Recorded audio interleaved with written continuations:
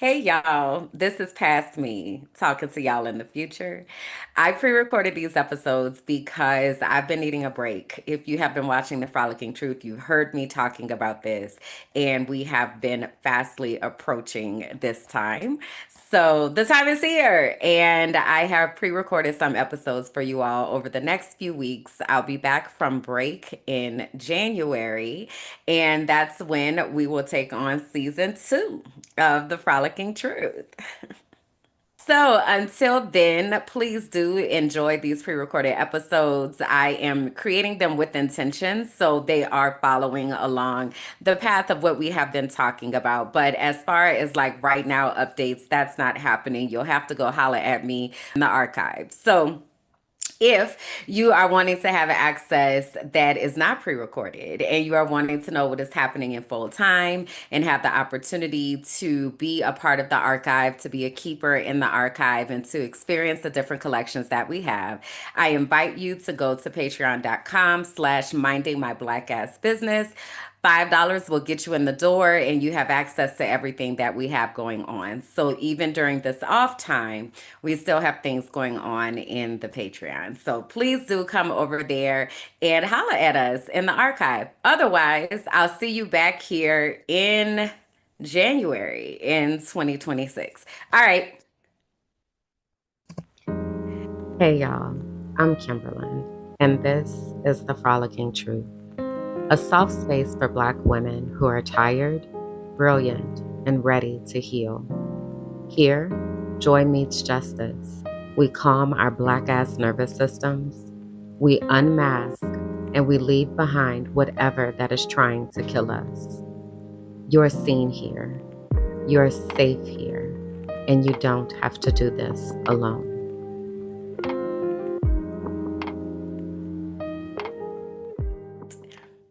Hey y'all, come on in, find a comfortable spot, and take a seat. I'm grateful to have you here with me for episode 29 of the Frolicking Truth podcast for Black women who are tired, brilliant, and ready to heal, where joy meets justice and our nervous systems get free. It is okay if you don't identify with any of those descriptors. It just means that when you come ready to listen, ready to learn, and ready to support. I want to kick everything off by saying that I am filming this last month in preparation for the release today. So I'm not really going to talk about any topical things today per se, nor am I going to give right now updates because like subscriber counts and things like that, I don't know what they're going to be in the future. So we're going to skip right to the things, right, without doing our different updates that we usually have at the top of the episode. So I wanted to let you know that because if you're like, wait, Auntie ain't checked in, and how's Auntie doing? Baby, Auntie is down there to the archive in the inner circle. The archive is the Patreon. Okay, so that's where Auntie is at. So if you're looking for me, come on over there and hang out with me in the Patreon. It's only $5 to get in the door, and it's all sorts of things over there that we can hang out and talk about. So I am currently on break. Well, not right now when I'm filming this, but as this is recording, I'm currently on break and I'm scheduled to be back in January. So hopefully I can inspire you to also take an intentional break to help yourself to stabilize and make sure that you are on track. Let's get into the things. So what I can say is my brand bestie was really integral in helping me to plan this out and really come up with a schedule that would allow me to honor myself and all the things that I want to do and need to do and really just honor my brain. So shout out to the brand bestie. Okay. Presence is here even when we ain't actively doing nothing. All right. So anyway, we have, been scripting this out. And one of the things that it made really easy for me is to then be able to gather all the things that I wanted to talk to you about, because sometimes the planning process for a podcast episode can become a lot depending on what else I have going on. So planning this out ahead of time, who'd have thunk, gave me a chance to like really structure out, okay, this is what I want to say, this is what I want this to look like, sound like, whatever, because there's a whole bunch of stuff like that I want to piece together. And so I'm so excited to do that with you. So today we are talking about my weight loss journey and my journey with food and my food story. And it's really interesting because there is like a very clear, if you have been following me for a while, or if you go back and look at some of my old posts, you will see there's a very big difference as far as how I look, as far as how much I weigh, my skin, Raina. So, like, it's definitely been a journey for real, for real. And a lot of that journey really had to do with my relationship with food and what it was looking like once I left the US. But I don't want to start there. I actually want to start at the beginning. At the beginning. So the year was about 1981. That's the year that sis was born. So anyway, when I was a kid, I don't have a lot of memories from when I was a kid. Let's start there. I do not have a lot of memories from when I was a kid. But one of the memories that I do have is, and a lot of the memories, let me say that I do have are around food. So when I was a kid, I really didn't eat a lot. And right now I'm talking, let's talk 8 and under. Okay, so let's talk 8 and under. So there's context for all of this on my blogs and in various videos. Child, get into the things because it's a book, it's a docu series, it's something at some point. Because girl, it's a lot. But basically, it was just me and my mom until the time that I was about maybe 6 years old, and my mom was in charge of cooking, and my mother cannot cook. My mother cannot cook at all. Okay, let me be fair because I want to live in fact. So my mother does not cook a lot of things well. One of the things that she did do well was banana pancakes. And that is a recipe that to this day that I still have. And it's really not a recipe. It's really Aunt Jemima pancake mix, mashed bananas, milk, stir. Like that's really the recipe. But that's one of the things that she would make. And it was like cool, banana pancakes, not just regular pancakes, banana pancakes. She did a great job at making grilled cheese, right? So grilled cheese with syrup. So if you watch, so you don't put syrup on your grilled cheese, you understand. Drop your honey pots into the chat. Um, so she did a good job at making that. She did a good job at making sunny side eggs. Okay, sunny side eggs are the ones that when you cut into them, they're runny. She did a good job at making those. The grits were often good, but sometimes not because she used a lot of salt in her cooking. All right. Outside of that, a meal that I remember having that was a pleasant meal for me was hamburger helper lasagna. Okay. Now, I want to pause here and say, up until about 6 years old, when it was just me and my mom, or whomever, she had boyfriends at the time too. I don't know how they was contributing. Child, I was young, so I really wasn't paying attention. But we were poor. But so my mother was working, like my mama worked at the cable company. So I grew up with cable. We ain't have food, but we had cable. But she made too much money to be able to get government support, but we didn't make enough money to have enough money to get food. So we had to go to the food pantry to get food. So we would have government cheese, powdered eggs, canned chicken. My mouth is starting to water, not in a good way as I'm thinking about this. So anyway, those meals that she was making in her defense, it was government food, and government food is not good. It's not good food at all. It is very much processed and very much unhealthy. So a lot of our food during that time was coming from the food pantry. So in the hence grilled cheese, right? They laughing in the comments because I said we ain't have food, but we had cable. We had cable. I had cable my entire life. My entire life. Food. We don't know. So anyway, one of the reasons why the things that we were eating was stuff like grilled cheese and pancakes, or it was stuff that we were also getting from the food pantry.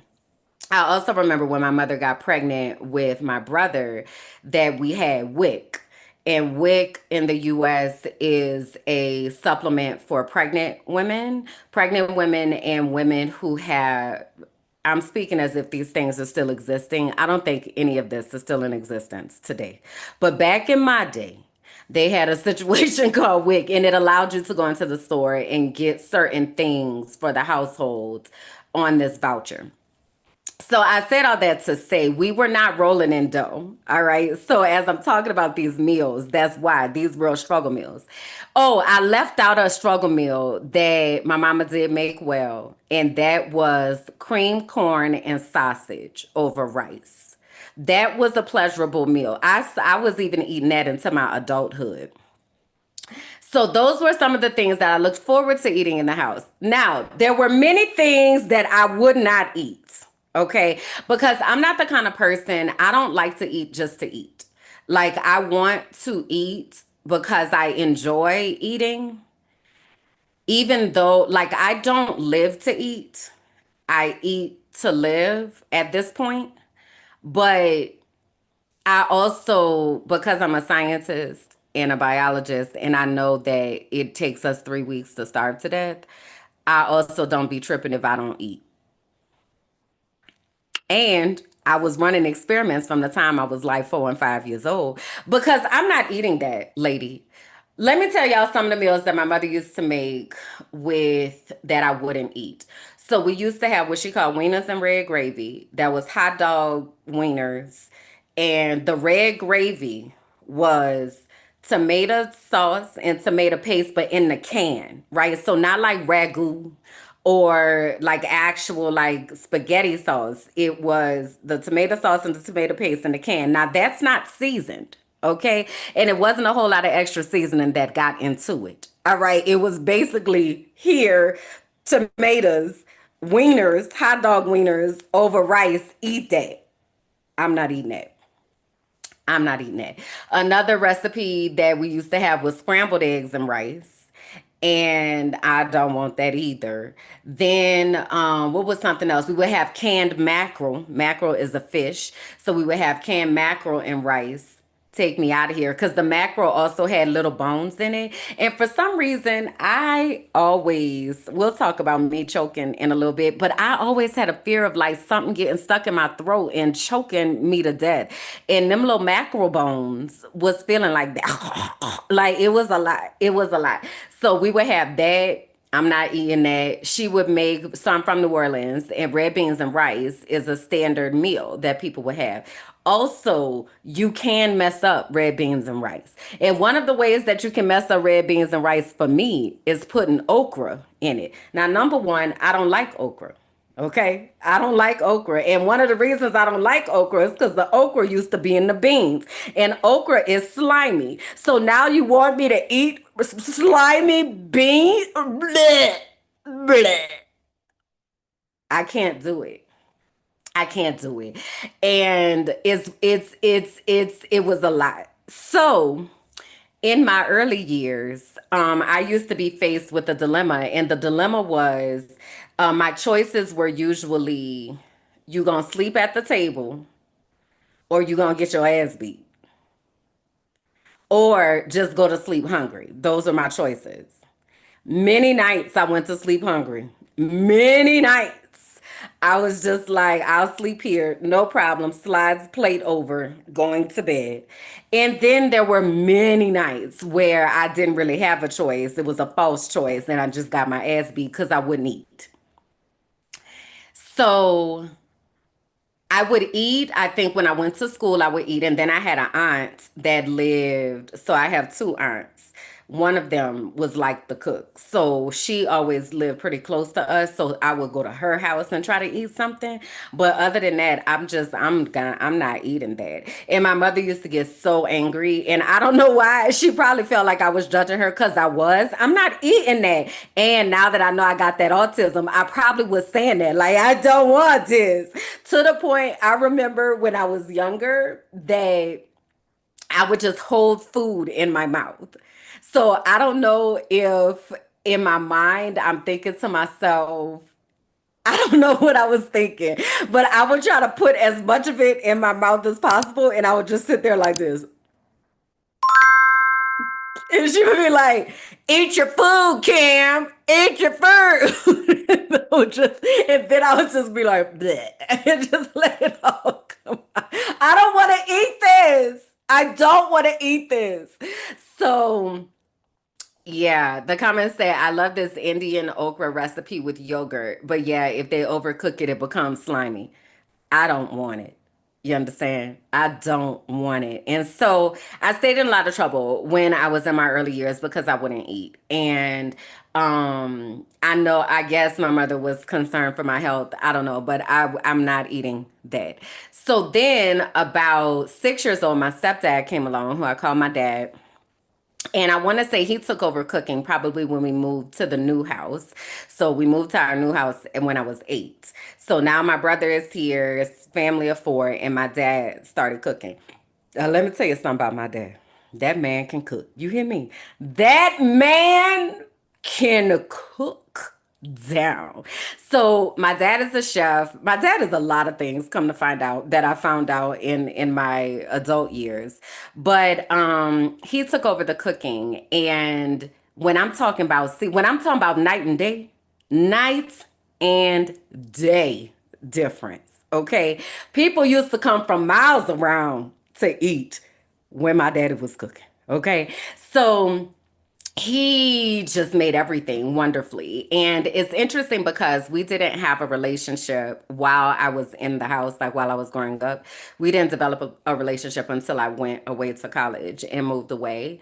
But one of the things that I picked up from him was his love for food and the way that he put meals together. And there were some times where there was explicit instruction. So I remember I was in either 11th or 12th grade and I took a home ec class. And a part of our exam was we had to do our own recipe. So I had talked to my dad and I was like, I need a recipe for a home ec class. And he gave me the recipe for his fried rice and his sweet and sour chicken. Baby, I walked up in that school. I was in there, I was in there shoving it up. You understand me? I was shoving it up in there. It was so good. Like everything I made the sweet and sour sauce from scratch. I couldn't even tell you what the recipe is today. I don't have it. But from scratch had made that. Okay. So my dad, I remember he used to have this cookbook by Brennan's, and Brennan's is a famous restaurant in New Orleans. And he would get in that cookbook, babe, and be like, oh, yeah, this is what we having tonight. So basically, what I'm telling you is, I went from a life where I was like, I just can't eat nothing. I'll starve to death. I don't care. To a life where I was at a restaurant. Like, it was mad crazy. So, my childhood, like living at home, once my dad took over cooking, it was really customized. So, for instance, my brother didn't eat eggs. So when my dad would make breakfast, let's say he was making omelets, instead of my brother having omelet, my brother would have pancakes. Or if my mother was fasting for church, she might have a gourmet salad. And I'm not talking stuff just thrown together. I'm talking eggs sliced with precision, laid out like a fan, drizzled in a beautiful dressing. Like this man took time. This comment says, LOL, I think your mom just didn't know how to cook and didn't want to learn either. 1000% accurate. What she didn't care to know how.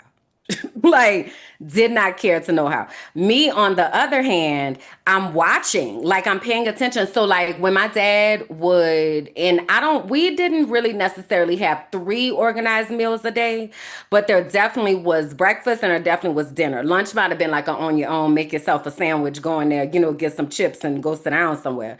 But we definitely had breakfast and dinner. But that dinner experience, all you had to do was come and sit down at the table. That was it. You didn't have to, oh, I forgot the salt. Oh, I need the dressing. I need the hot sauce. Everything that you might need is right there on the table for you. All you have to do is sit down and enjoy. It was phenomenal. So everything that I learned about cooking, I learned from my dad. And it is something that I hold so dear to me because he would say things like, Kim, people eat with their eyes, so you have to make sure that you presenting it right, because people eat with their eyes. And I remember when I had moved to Tampa and I finally wound up buying my house and all that kind of stuff. And then my dad would come and visit and then I would cook for him and he'd be like, okay, I get to sit down. Okay. It was the best. So I had like both worlds. I had this world where it was like, I'm not eating that. And then to this world of like, oh my gosh, like there is not just that there is food, but also the food is good. So by the time I went off to college, I had a meal plan. I went to college on a full scholarship, so I had a meal plan. But my dad also had like would come as they would get me set up and stuff, and take me to Sam's and make sure I had chicken breasts in my little mini freezer so that I could make me. I survived. I did not eat ramen when I don't like ramen.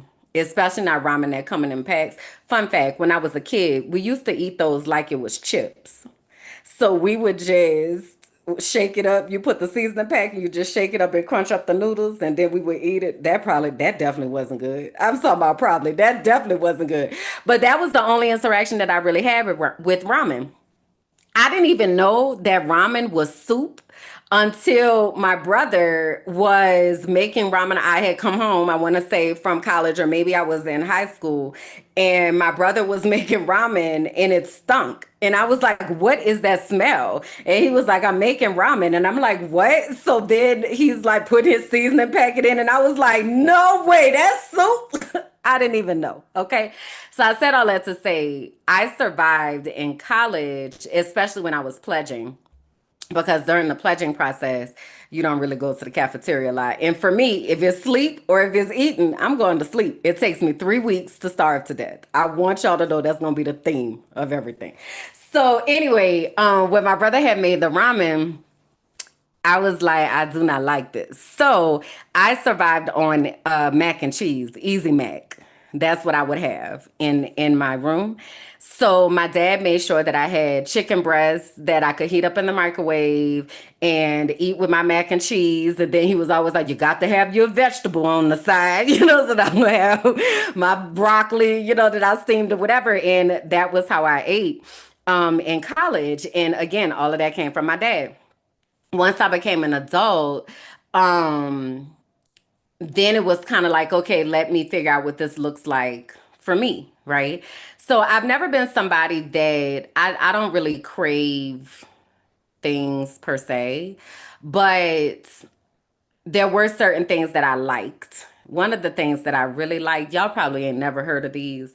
I'm gonna try to find a picture and I'm gonna show you. So at some point, I realized in my life that I just need to not have certain things accessible because if I have it, I'm gonna eat it. Okay. Now keep in mind, oh, they do have pictures here. Oh my God, I used to be so addicted to these things. These are the things that I was addicted to when I was living in the US. They are called Little Debbie Banana Twins. I would eat an entire box in a day because they were so good to me. Some people liked oatmeal cream pies, or maybe you liked zebra cakes, or I don't know, the sprinkle brownies. For me, it was banana twins. What I want you to understand that this is pure processed sugar and banana flavored, not banana filling.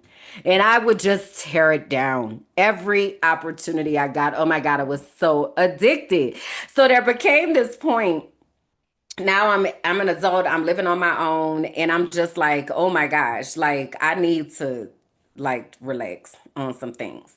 There was also an episode where I shared with y'all about, is it like a Twinkie? It's so much better than a Twinkie.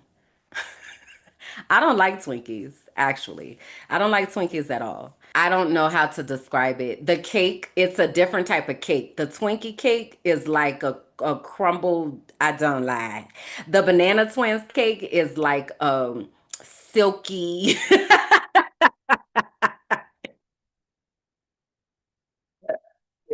I don't know how to describe it, but it was a thing. But anyway, okay, so I'm in adult life now, and I had told y'all I had an episode a couple weeks ago when I was talking about when I was in an abusive relationship, and I was sharing just a little bit about that time. And I told y'all that the first thing that he had said to me was, "Don't worry, I like big girls." Now, at that time, I was like 170 pounds, right? So before that, I like weight was not something I was really concerned about per se. It was just like this is the size that I am. I really didn't necessarily grow up either in a household where you got to watch what you eat and all that kind of stuff. Like even though my dad was really intentional about what he was cooking and preparing, he also wasn't like don't eat this, don't eat that. It just wouldn't be in the house or whatever, right? So when I got into that relationship, one of the biggest things in that relationship was me and my weight.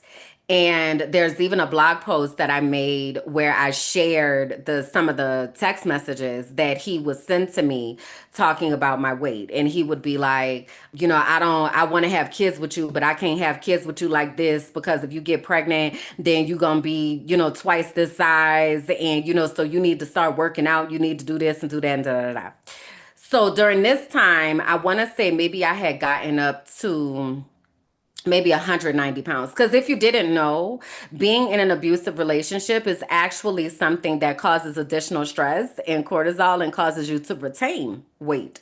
So it was having the opposite impact, right? But around 2009, we had got Jack. Now, Jack is my dog that passed away. So I talked about Jack in the Dia de los Muertos episode. So I got Jack and I was walking him a lot. And so I wound up getting back down to, let's say, 160 pounds. And that still wasn't good enough because it's never good enough because it was never about my weight in the first place. So that kind of started happening. And then I said I didn't come from a family that was really watching what they ate. I came from a family where we inherited diabetes and high blood pressure and like all of that is just what happened. You just get old, you get diabetes, they cut your foot off, and then you eventually die from diabetes. And that's just how we go out of here. So my great grandmother had died from diabetes. My grandmother had diabetes. I don't really know anything about anybody else, but people is around here on insulin and need to take medications all day. That's just kind of the trajectory. And I remember there was a time that I said to myself, like, oh, well, I guess this just gonna be my life. I had been trying so hard. And I want to say by this time, I had crossed over 200 pounds. And I would kind of like go back, like I would go back to, let's say, from 200, then I would go back to, let's say, 190. And then it would be like 215. And then I would go back to 195. And like, but it was just a constant struggle using my fitness pal, like trying to figure out stuff and also thinking to myself the entire time, like, what the hell is wrong with you? Like, why are you just fat? And then I got my ex in my ear and he's like, you ain't never even had no kids, so why are you fat like this? Like it was a lot that was going on. So fast forward to 2019, finally the ex has exited the picture. I now have a new relationship and I'm planning on getting married. and I'm getting rid of things. So I sell my house and I'm preparing to get married. Whatever, right? He loves me the way that I am, so it's fine. This is just who I'll be, you know? So we winds up not getting married, but not because of anything that had anything to do with me. Um but one of the things that he and I would talk about all the time was food and our relationship with food and what types of food that we could prepare versus the type of food that we were buying in stores. And like we really started just kind of having those conversations. So COVID happened like right after that. And then I had left Florida to go to Boston for a moment before I moved to Pennsylvania. So while I was living in Boston, every morning we would wake up and we would take Master Tonic, we would take our supplements for the morning, well, we would have oregano oil, and it was one other thing that we would take every single morning, right? So we are doing this together. So he kind of was like teaching me how the different enzymes and the different things work and like all that kind of stuff. So then I moved to Pennsylvania. Oh, I forgot a key part. So I told y'all I was going to talk about choking in a minute. They need to teach about healthy eating in school. Yeah, they don't. So the way that the government teaches us about eating has to do with capitalism and what they want to sell. They don't give a damn whether we are healthy or not. That is not the concern at all, not even a little bit. So let me back up to college because I had mentioned choking and I was telling you about the little bones. It was another time when I was younger. I had ate some raisin bran and one of the bran flakes got caught in my throat and I thought I was finna die. But this time I was really finna die. So freshman year at Fisk is Fried Chicken Wednesday. And it was popping. You know, Fried Chicken Wednesday is a big day on campus. Everybody's in line. You got to get the best piece. You got to get it hot, all of that. So me and my friends was maybe about 8 of us that hung out together. So we get to the cafeteria. We ready, we go through the situation. Everybody got their chicken. Now, after you get your chicken, the procedure was one of us volunteers. We take everybody's drink order. You go get the drinks, everybody else is eating, and we just rotated that responsibility. So this particular time, one of my friends was taking a drink order, and I was like, "Oh, let me get a pink lemonade," right? So I'm eating my chicken. All of a sudden, I cannot swallow this. I, Oh my God, I cannot swallow this. So I literally signaled like across the table to all my friends, like, oh, like I'm choking. Now, of course, I'm not talking because I'm choking. So nobody knew what to do except for my one friend who wound up being my line sister later, but she and I had gone to high school together. Her name is Miyoshi. Miyoshi jumps up from the table and does the Heimlich maneuver. I literally have an outer body experience where I see her doing the Heimlich maneuver in the cafeteria. I'm looking across the cafeteria. People think that we're playing. So they laughing and kikiing and going about their life.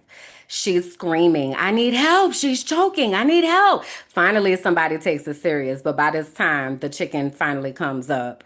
And I'm just like, I was dead. I was really dead. So I'm just crying, like in the cafeteria, like, oh my God, I was dead for real. So I didn't stop eating chicken then, but it definitely made an impression in my mind. I had a couple more close encounters while I was at Fisk. I had choked on, I had taken a liquid gel capsule for medicine. And the liquid gels, they big, number one, and then they're not solid. I don't know. Got stuck in my throat. I had to stick a toothbrush down my throat to get that out. And then there was a time in Tampa that I was at a hibachi place and I was eating and I wound up choking on chicken and had to run outside and try to make myself throw up. So along this time, as I'm having experiences with food, I'm also having these experiences. So in 2015 or 2016, I stopped eating chicken. I was like, I keep choking on this chicken. Let me just stop because apparently I'm not supposed to eat chicken. So I stopped eating chicken. And then when it was in I was in Pennsylvania, so it was 2020 or 2021, and I was talking to one of my mental health specialists, and I brought this up because what had happened was I had wound up choking in Pennsylvania. So remember, in Pennsylvania, I'm living by myself. I'm living in Harrisburg. I have this three-story loft that I'm living in, right? And I talk about how one of the ways that I knew I wasn't okay during that time is I kept envisioning myself falling and realizing it was going to be some weeks before anybody knew that I was dead. So when I had the experience, it wasn't chicken, but it was something else that I was eating. And I started choking in Harrisburg, and I had to do the Heimlich maneuver on myself on the counter. So I was telling my therapist about that. And she was like, I think that it's not necessarily what you are eating as far as like chicken or beef or da da whatever. She was like, I think you really need to pay attention to the energy of what you are eating.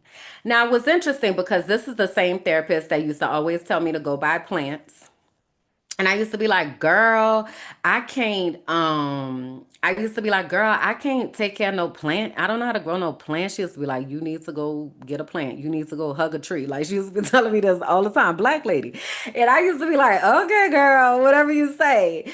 Tusha said, I choked on a polo mint. It was so scary. I was trying to make myself spit it out. So imagine I've had about 10 to 15 of those experiences. It was another time I was in the Hard Rock Cafe, and not the Hard Rock Cafe, the Hard Rock Casino in the buffet, and I was eating crab legs. That got stuck in my throat, and the bathroom was so far that I thought I was going to fall out from trying to catch my breath before I got to the bathroom. It's terrifying. If you have never choked, please chew your food a little more slower so you don't have to experience that, and pay attention, because what my therapist was saying, she was like, I want you to think about what happens. And let me pause here too. I know the ADHD is kicking in, but also pay attention. But let me pause here and give this disclaimer. I'm not trying to influence anybody's food choices. Okay, you eat what you eat. I am telling you about my experiences and what happened to me. Okay, so what she said to me was, I think you need to pay attention to the energy that the food that you're eating is giving to your body, because you are, she said, imagine when an animal, she was like, an animal, especially if it is a farm raised animal, they are very aware that they are there to die.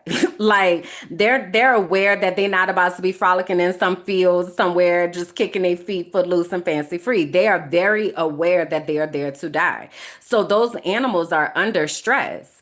And then they go and slaughter that animal. That animal releases stress hormones, and then we eat it, talking about the heat gonna kill it. And she was like, animals can have cancer and they don't care. They're still gonna package it. Like we gotta understand that. So she kind of started planting these seeds in my mind about what is happening, because my body is clearly rejecting certain things. So like, what is going on with this food? Also in 2019, I had gone to Negril, Jamaica, and we went to this farm to table experience, and it was at this place called Zimbali. And the food that we had there, it was not a lot of food. They took us on a tour around their campus to show us like where everything was coming from, and all of the different fruit trees, and like the processes that they go through with these different fruit trees, and like all of that. So then they prepared a meal with all of the food that they had told us about. So if there was a guava tree, the guava was on top of the salad, right? So this was like one of the meals. So this is a salad, and I want to say it had jicama, guava, carrots, and then some type of dressing, some type of light vinaigrette dressing on it. Then this was like another like little dumpling situation. So there was like a little piece of meat or something in here, another little salad, and then whatever this reduction sauce was. This was the actual dinner. So this is fish, escovitch, And then there is onions, a piece of star fruit, okra, and then there's like this vinegar sauce or something that this was in, that the star fruit and the onions had been soaked in. Then the final thing was this, I think they called it black cake. And then it was like an apple compote or something. And then there's different fruits and stuff on top of here. So anyway, I wanted to show you that because it wasn't a lot of food. But that meal that I had in the Girl Jamaica had left a real impression on me because the energy felt different. And I remember it going in my body. And I remember being like, now that's the most delicious experience I've ever had. I felt satisfied, but I didn't feel full, like overstuffed. Like it just felt like it just hit every note, like every taste bud got what it needed. And that was great. So I had already told my therapist about this experience, right? So remember, this is 2020, 2021. I had taken a trip in 2019. So she brings that back up and she's like, you remember how when you told me about the farm to table experience in Jamaica and you were telling me how that energy felt different in your body? She was like, I think you really need to pay attention to how food is feeling in your body. And when your body is rejecting something, then you honor that. Okay. All right, cool. Now, fast forward 2021. I done left the US. Okay. I done had all of this toxicity in Pennsylvania working with the Department of Education. I done made my decision to leave the US. So I get to Mexico and I do a live because I want y'all to notice a couple things. I want you to notice how I look. And I want you to notice what I am saying. What you say, I could never be a farmer or have to kill my meals. So I do that's just a hard line for me. Like I'm not about to be slaughtering no animals. I'm not doing it. And I'm not vegan. I'm currently pescatarian, so I still do eat seafood, but I'm not about to be wringing chicken necks and like I don't know. There's nothing about that that makes me want to do that. And I mean absolutely nothing. So if it gets to a place that the only way for me to have food is going to be the food that I actually grew because I cannot. I already know. Like I cannot and I don't want it. I don't want to even think about it. Okay? All right. So I want to show y'all this video. Here we go. I moved to Mexico. All right. So this again is October. So I moved to Mexico on October 9th. So this is October 10th of 2021. So I had just done a live. I was like, hey, y'all, I moved to Mexico. I'm not coming back. And people were on and they were asking me questions and all that kind of stuff. So this is towards the end. And one of the questions, somebody had asked something about food. But I'm trying to be open. Like, so, when I, for instance, get something to eat, like I don't want to, and that's why I went to eat out because I don't want to cook because I'll just be making things that I know how to make. Like, I want to see what the cultural norms are besides tacos. But I want to see like how the food is. And then they always talk about like how in America our food is so processed.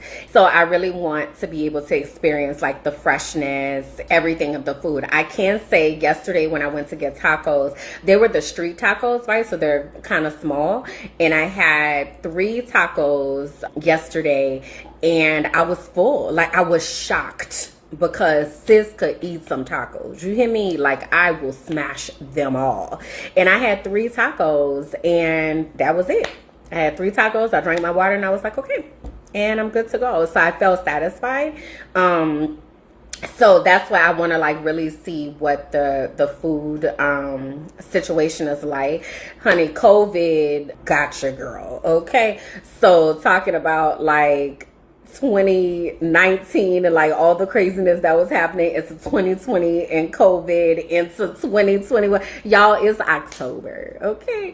Glad that I have a lot of walking that I need to do and some different food options. So That's going to be really good. See what that looks like and sounds like. So I'm going to pause it there. But as you can see, first of all, y'all see baby Raina. Raina was such a little girl. She was a little teeny weeny baby.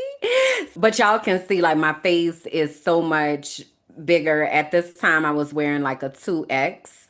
And I really had just said to myself, like I said, like, girl, this done got away from you, huh, sis? Well, I guess this is it, right? Now I want to go back and show y'all one other person that was really instrumental that came back up when I was in Playa. So I used to have a talk show. I used to have a talk show on a network called Beautiful Brown Girls. And I was with Beautiful Brown Girls for almost 6 years. I think it was 6 years. And while I was with Beautiful Brown Girls, I had an opportunity to meet so many phenomenal Black women, brown women who were doing incredible things in this world. And one of the women that I had a chance to meet is Nzinga Onewusan. And Nzinga is the founder of Yes Baby, I Like It Raw. So we had her on in April of 2021 and we were talking about food. Now, Nzinga is a model.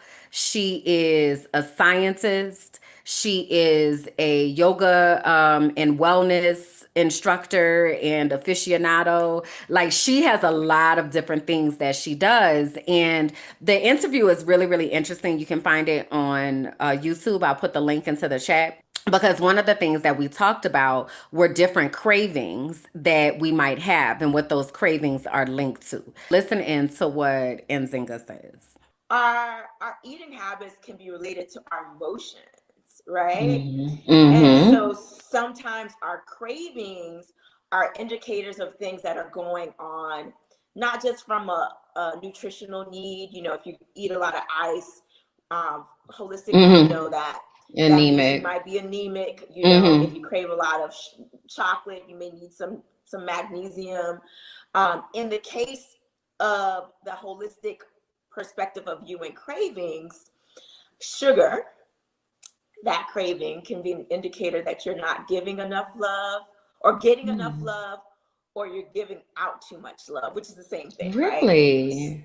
So I'm going to kind of go down the list.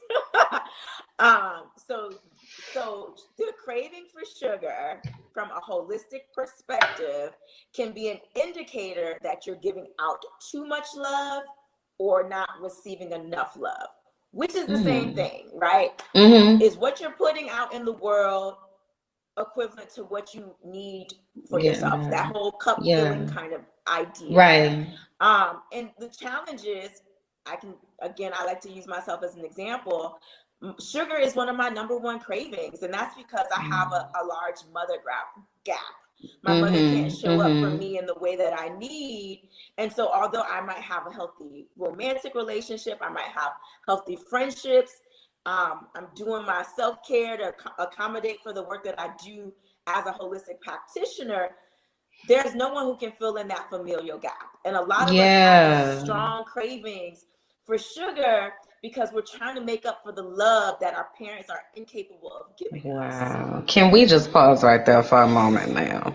So I'm going to pause it there as well. And then this is what the other connections that she made. So she talked about sugar being a love deficiency. She talked about crunchy foods being something that we crave when we are stressed. She also mentioned creamy foods are something that we crave when we need to be nurtured.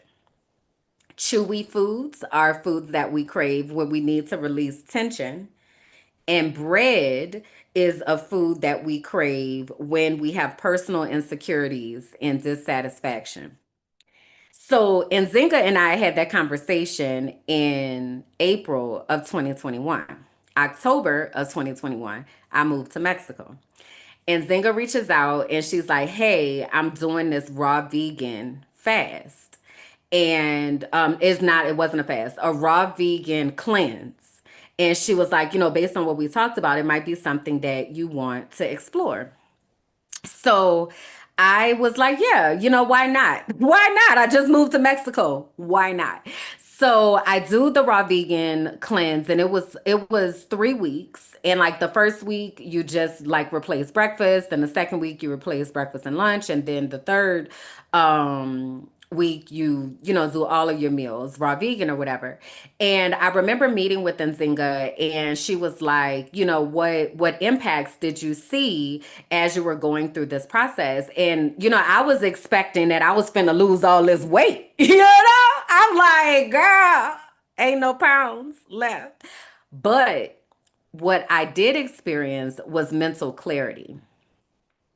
And I remember telling her, I was like, one, I see that my poop does not stink. And then two, I feel clear. Like I feel like I can think clear, and like I feel this mental clarity. And she was like, yeah, so that's interesting because that's what your body needed out of this. So she was like, basically follow that. Well, I didn't. I didn't really follow that. So I continued, gallivanting around Mexico.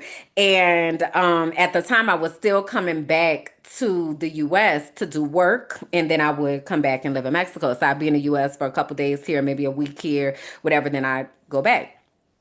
And so I did that for a while until about September of 2022. And that particular trip was a really rough trip for me. And I remember like just being so ready to get back to the US. And this is the same trip. If you've heard me talk in other arenas, somebody has stole my wallet. Like it was all kinds of stuff that happened. Or not, they didn't steal my wallet. They stole everything out of my wallet at the airline. So I was just ready to get back. And customarily when I would get back, I'm living in Mexico City, I would get tacos El Pastor, and then I would get a bottle of Moscato. So I have my customary meal. I come back and I'm like, girl, you made it back, sis, girl. Have your tacos, have your wine. And I woke up that next day and I went to the bathroom and I said, I don't ever want to smell or experience this again in my life. I'm done. I don't want to do this. So that day, I stopped eating meat and I stopped drinking alcohol on that day. I was like, I don't want to do this anymore. It doesn't make me feel good. It doesn't like even the act of drinking, it would like make things funny and it would put me to sleep. But that next day, my stomach is tore up. I can't get right. Like I don't like this feeling. So I just decided that I was going to stop. And then I entered this phase where I had a conversation with myself and I was like, listen, you're gonna have to figure out how to love you, boo. Like you gonna have to figure out how to love yourself, how to be here for yourself, how to honor yourself, girl. You gonna have to figure it out. And I ran down the Lizzo rabbit hole. Now, if you're not familiar with Lizzo, Lizzo is a pop artist and a flautist and entertainer, global entertainer, but she's based out of the US. And Lizzo had released an album called Special. And it, I guess, came up in one of my playlists or something, but I started listening to the song, It's About Damn Time. Okay.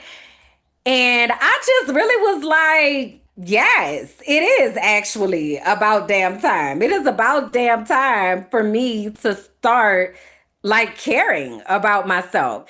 So I said, it's about damn time that I confess this past month has been really hard for me. On my way back here to Mexico, someone in the States stole all my credit debit cards and my license.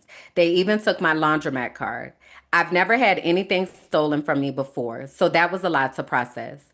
Not to mention all the hoops you have to jump through to get new cards. But the added layer just for me is I live in Mexico and mail isn't really a thing here. So, anyway, it's been stressful. To top it off, I've been grieving some losses of relationships that I can't even explain why they dissipated. It's taken a toll. It's changed me. I'm not the Kimberland I used to be. Tonight, I decided I wanted to shift my energy and release those negative feelings that have been plaguing me. Okay. So then I said, let me get on these people internet and do a little dance, because after I did the first dance, people were in the comments and they were like, "Oh my God, you're so brave. Like you're so this and so that." And I just said, "You know what? I don't care. Like I'm about to get on here with my flabby stomach and I don't care because I have to figure out how to love me. And if y'all don't like it, just unfollow. Like I don't care." So I said, somebody said y'all wanted an encore. Well, here I am to give it to you. I'm curating my bad bitch dance party playlist, and this one has definitely made the cut. Turn up the music, turn down the lights. I've got a feeling we're gonna be all right. Dance with me. So I went through this era where I was just on the internet dancing in my drawers. Here's another one. This is Lizzo, You're Special. I said, this song chose me tonight. Lizzo Be Eating has those self empowerment bangers. So, truth is, I've received some interesting comments about my latest videos because I'm quote unquote so brave to be dancing on this here internet because insert backhanded compliment.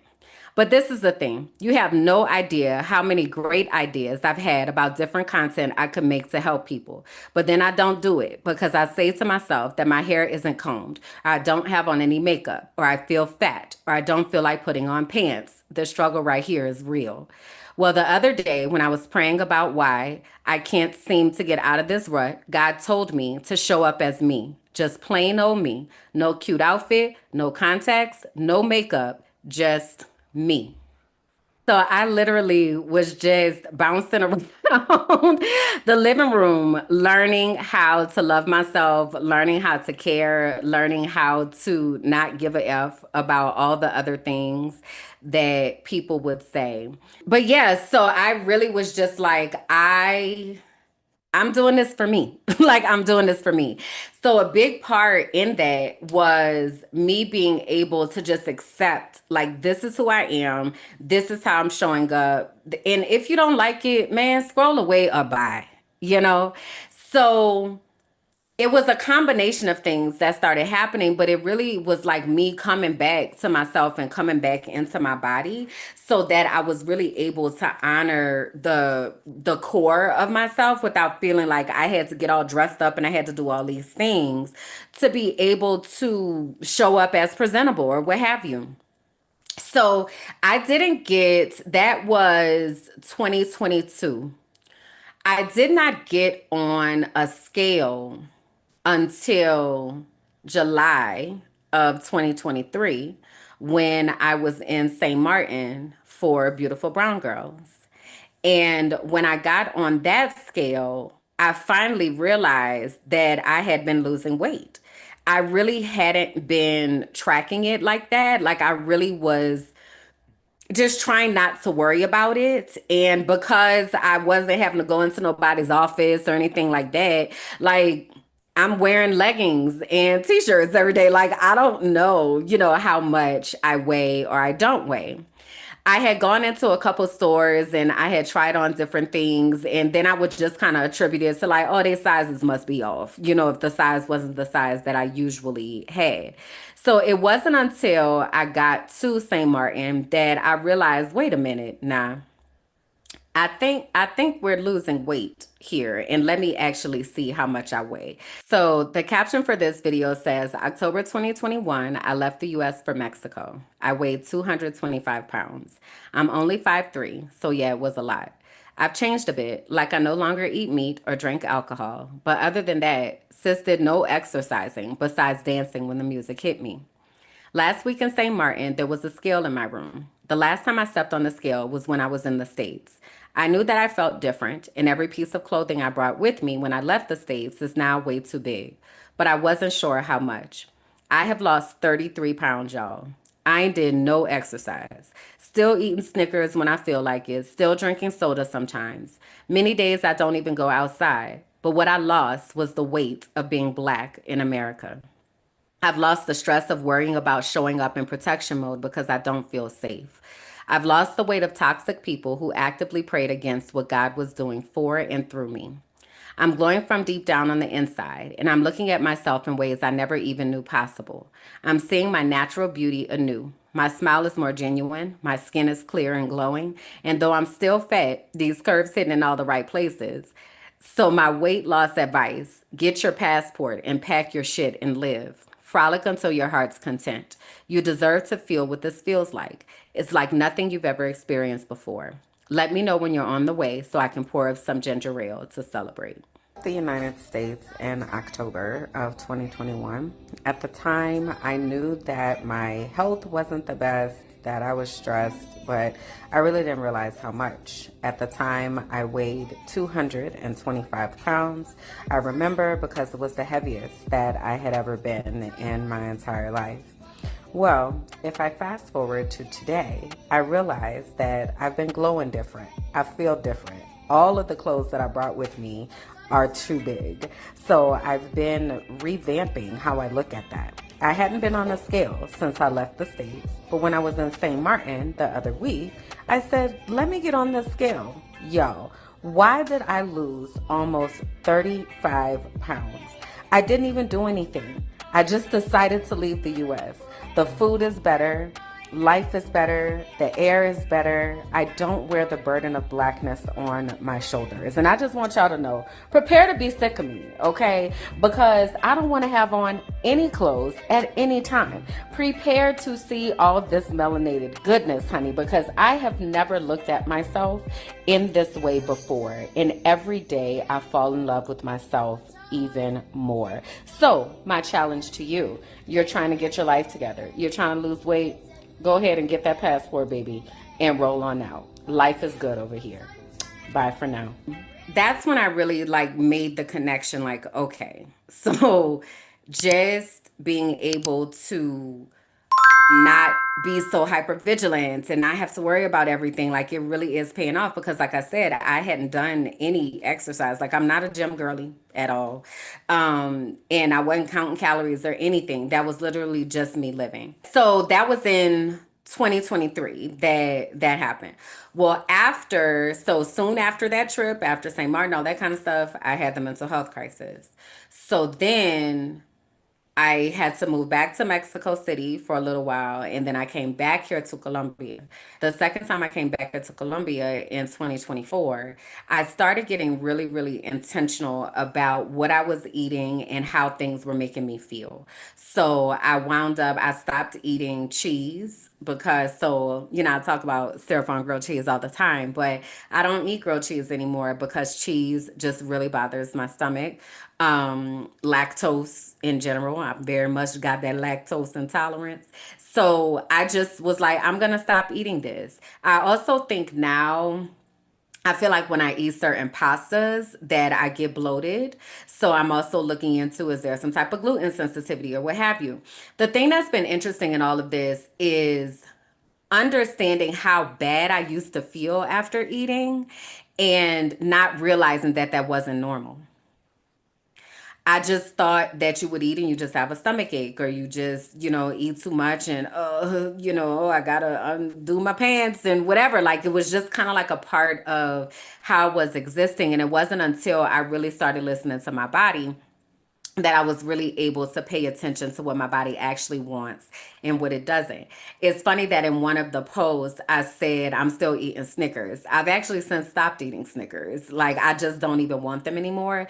And something about me, when I get the ick about something, we're done. Like, we're done that day. There is very little coming back for me once I think about something too hard.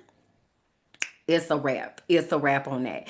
So that's what happened with cheese. It's kind of in the process of happening with eggs. So I'm trying to ride eggs out because eggs are just baby chickens. So I'm trying to ride it out as long as I can because it is a source of protein.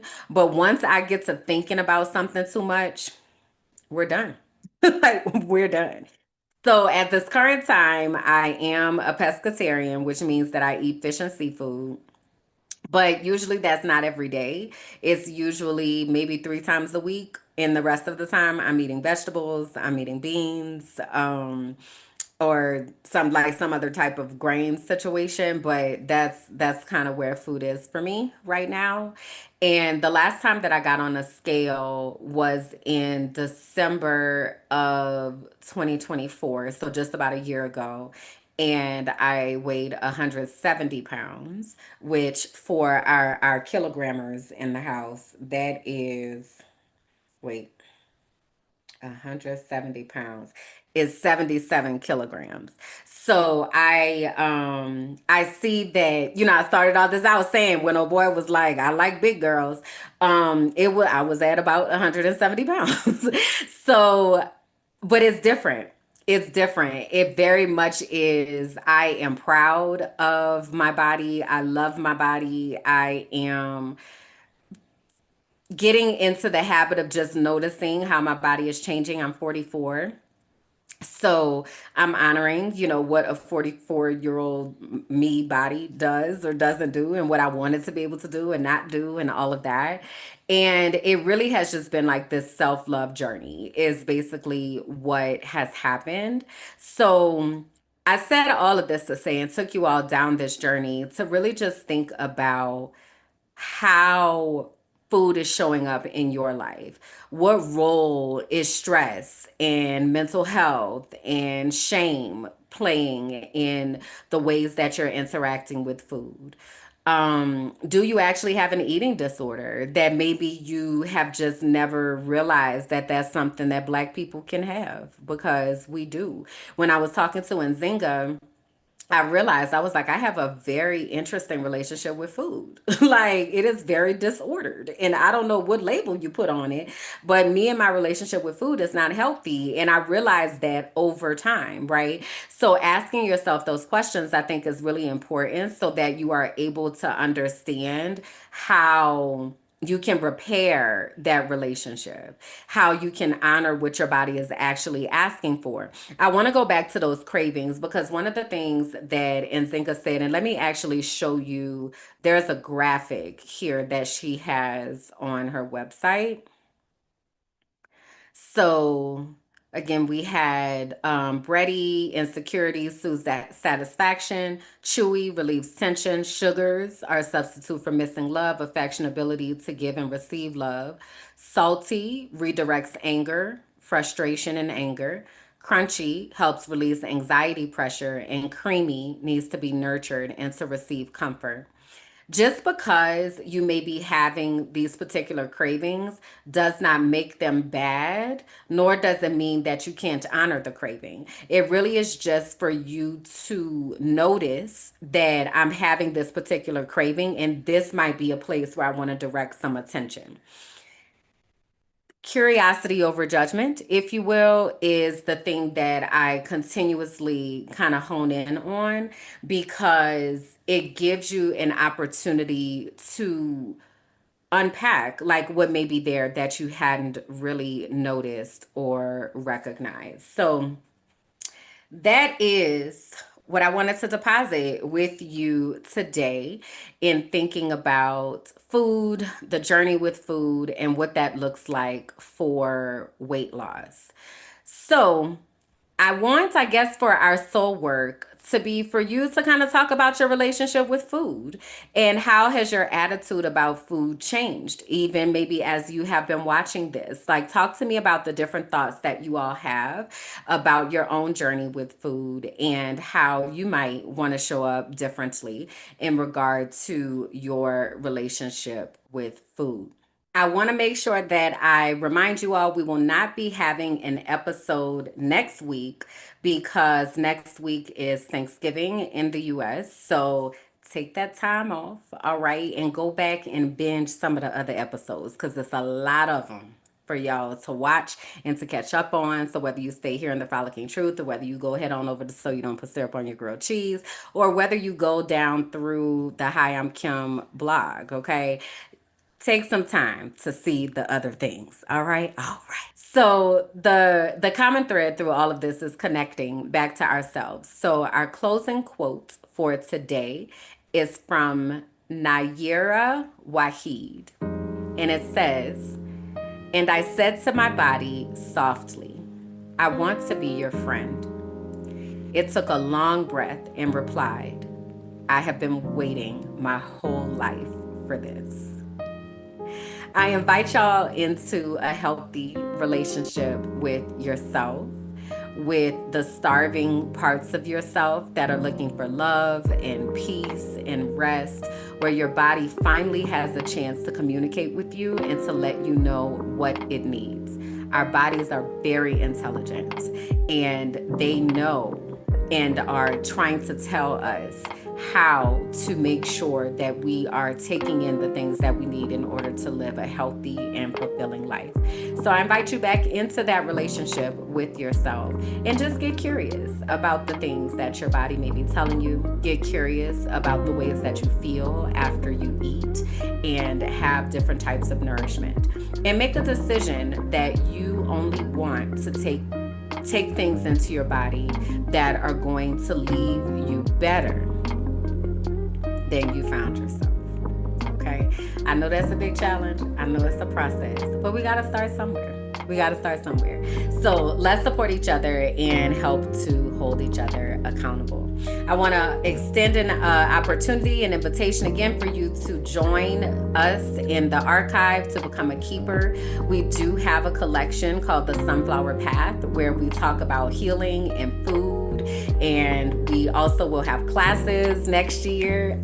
I'm so excited.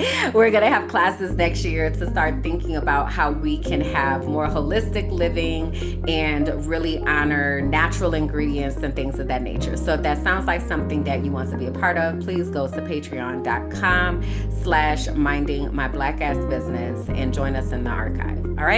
All right, y'all. That's it. That's all that we have for today. Bye. Thank you for listening to The Frolicking Truth, where joy meets justice and our nervous systems get free. Please be sure to like, rate, and comment. Subscribe to the YouTube page, Minding My Black Ass Business, and follow me on all social platforms. Until next time.